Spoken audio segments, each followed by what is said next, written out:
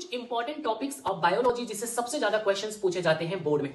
चलिए स्टार्ट करते हैं। सबसे पहला sexual reproduction in flowering plant में आपको तैयार करना है एम्ब्रियो सैक के बारे में, यानी कि मेगा स्पोरोजेनेसिस के बारे में। इसके अलावा आप याद करेंगे कि किस तरीके से एम्ब्रियो का फॉर्मेशन होता है, अलग अलग स्टेप्स कौन से आते हैं। देन आप थोड़ा बहुत याद करेंगे पॉलन ग्रेन के बारे में, पॉलिनेशन का step.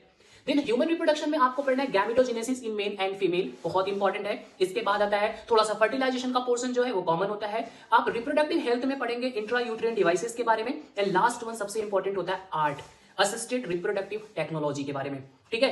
Then principle of inheritance, इसमें सबसे इंपॉर्टेंट पोर्शन आता है आपका जिसमें हम 2 कैरेक्टर बेसिस क्रॉस कराते हैं, यानी कि डाई हाइब्रिड क्रॉसेस से रिलेटेड। एंड मेंडेलियन इनहेरिटेंस में जो लास्ट में पढ़ते हैं हम पेडिग्री एनालिसिस, जिसमें अलग अलग प्रोबेबिलिटी के बेसिस पे क्वेश्चंस कराए जाते हैं, उसकी प्रैक्टिस कर लेना जरूर।